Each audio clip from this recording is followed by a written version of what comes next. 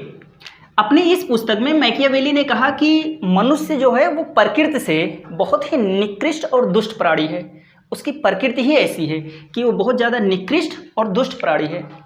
आज जो कोर्ट में इतने पेंडिंग में केसेस पड़े हुए हैं और जो इतने ऊंची ऊंची फाइलों की गड्डियाँ लगी हैं, वो इस बात का सबूत हैं कि मनुष्य प्रकृति से दुष्ट और निकृष्ट होता है। आगे इसने कहा कि मनुष्य बहुत बड़ा स्वार्थी प्राणी भी है। मनुष्य के अंदर स्वार्थ का गुण कूट कूट कर भरा हुआ होता है। हमारे साथ में जितने भी लोग होते हैं वो केवल इस वजह से होते हैं ताकि काम पड़ने पर इससे काम पड़ सकता है, ये मेरे काम आ सकता है। अगर किसी व्यक्ति को ये गारंटी हो जाए कि ये सामने वाला व्यक्ति मेरे कभी भी किसी भी काम नहीं आने वाला, ये कन्फर्म हो जाए वो पूरी तरह से, तो 99% लोग छोड़कर चले जाएंगे हमें। देखिए, मनुष्य स्वार्थी होता है कि नहीं होता। अगर आप फेसबुक पर एक फ़ोटो भी अपलोड करते हैं तो जितने लोग उसको लाइक करते हैं, क्या सच में वो उसे लाइक करते हैं? वो लाइक इसलिए करते हैं ताकि जब वो फ़ोटो अपलोड करें तो आप भी उसे लाइक करें, इसलिए अपलोड करते हैं। तो अगर आज के भी लोगों को देखें तो ये पता चलता है कि मनुष्य सच में उसके अंदर स्वार्थीपने का गुण था। और ये मैकियावेली ने दी प्रिंस में बहुत अच्छे से लिख रखा है। देखिए, ये मनुष्य के ऐसे गुणों को बता रहा है, जबकि मैकियावेली ने इससे पहले एक किताब लिखा था डिस्कोर्सेस ऑफ लाइफ, जिसमें इसने लिख रखा था मानव सद्गुणी प्राणी है। लेकिन बाद में इसके साथ में कुछ घटनाएं हुई जिसकी वजह से इसने दी प्रिंस लिखा, बहुत प्रसिद्ध किताब हुआ, जिसमें उसने ऐसी बातें लिख दी। आगे ये क्या लिखता है? आगे ये लिखता है, मनुष्य बहुत बड़ा असंतुष्ट प्राणी है। मनुष्य हमेशा असंतुष्ट रहता है। किसी भी व्यक्ति को थोड़ा सा मिल गया, अब वो उससे बड़ी चाहत करेगा। अगर वो उसे भी मिल गया तो उससे आगे की सोचेगा, वो भी मिल गया उससे आगे की सोचेगा। मनुष्य कभी भी संतुष्ट नहीं होता, ये लिखा है मैकियावेली ने। जैसे एक बहुत अच्छी लाइन भी है कि हमने देखा तो हमने ये देखा, जो नहीं है वो खूबसूरत है। यानी कि मनुष्य हमेशा असंतुष्ट ही होता है। आगे इसने लिखा कि मनुष्य ईर्ष्यालु भी होता है, बहुत ज़्यादा ईर्ष्यालु। मनुष्य बहुत बड़ा ईर्ष्यालु प्राणी है, वो दूसरों से ईर्ष्या हमेशा करता है। इसका क्या सबूत है? आजकल बच्चों को देखिए, छोटे बच्चे देखने में बहुत प्यारे होते हैं। इससे ये पता नहीं लगा देना चाहिए कि ये बहुत अच्छे होते हैं। देखिए, जो छोटे बच्चे होते हैं वो प्रकृति में अपने मूल रूप में होते हैं, जैसे उनकी वास्तविक प्रकृति है उस वास्तविक रूप में होते हैं।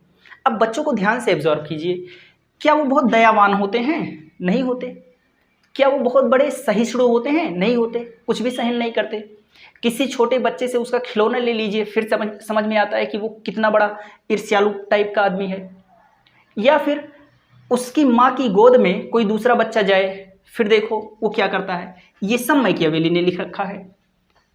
और बच्चा, जब मनुष्य बच्चा होता है तो अपने मूल रूप में होता है। और बच्चा तो बहुत बड़ा ईर्ष्यालु होता है, बहुत बड़ा झगड़ालू होता है। बच्चे जब छोटे होते हैं तब ज़्यादा झगड़े करते हैं, या बड़े होने के बाद ज़्यादा झगड़े करते हैं? छोटे होने पर झगड़े करते हैं। बड़े होने पर तो उन्हें डर रहता है कि अगर झगड़ा करेंगे तो पुलिस आ जाएगी। इस डर की वजह से उसे दबा कर रखते हैं, इस वजह से झगड़े नहीं करते और बचपन में खूब झगड़े करते हैं। इसने लिख रखा है कि मनुष्य जो होता है वो पशु तुल्य है। इस तरह से इसने मनुष्य के गुणों के बारे में बता रखा है। और मैकियावेली ने केवल ऐसा नहीं लिख रखा है, एक विचारक और हुए थॉमस हॉब्स नाम के, ये भी कुछ ऐसी ही बातें करते थे।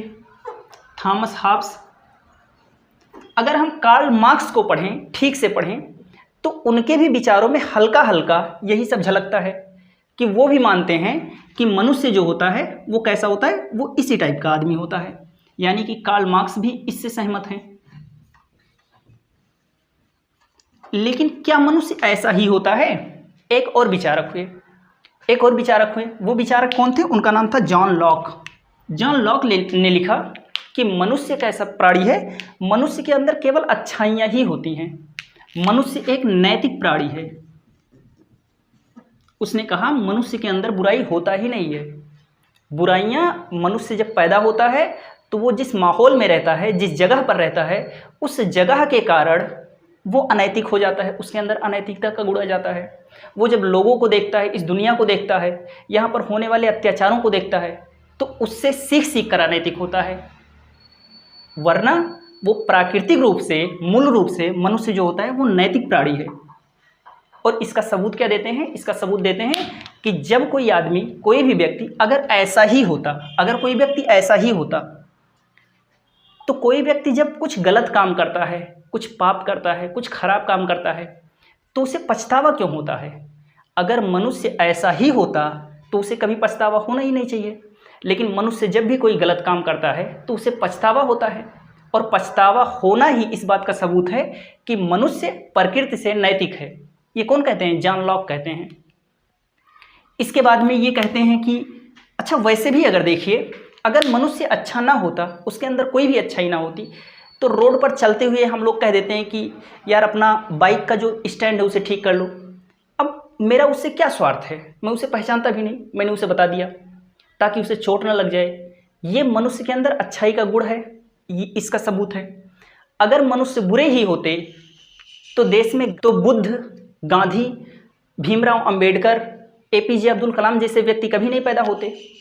ये सब व्यक्ति पैदा हुए, ये इस बात का सबूत है कि क्या है? मनुष्य नैतिक प्राणी है। इसने आगे लिखा मनुष्य विवेकशील प्राणी है, उसने लिखा कि सामाजिक प्राणी है, अच्छी अच्छी बातें लिखी। इसके बाद में एक वैज्ञानिक और आया, उसका नाम था रूसो।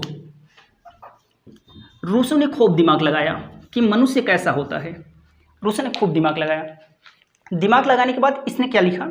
इसने कहा कि आदमी ना तो अच्छा होता है और ना ही आदमी बुरा होता है, आदमी अच्छा और बुरा होता है। यानी कि रूसो ने क्या कहा? इसने कहा कि मनुष्य जो है ये ना तो अच्छा है और ना ही बुरा है, मनुष्य अच्छा और बुरा है। परसेंटेज का सवाल है, मतलब व्यक्ति के अंदर हो सकता है कि 70% अच्छाई हो, 30% बुराई हो। कोई व्यक्ति ऐसा भी हो सकता है जिसके अंदर 90% अच्छाई हो, 10% बुराई हो। कोई व्यक्ति ऐसा हो सकता है जिसके अंदर 95% अच्छाई हो, 10% बुराई हो, 5% बुराई हो। तो ऐसा भी हो सकता है।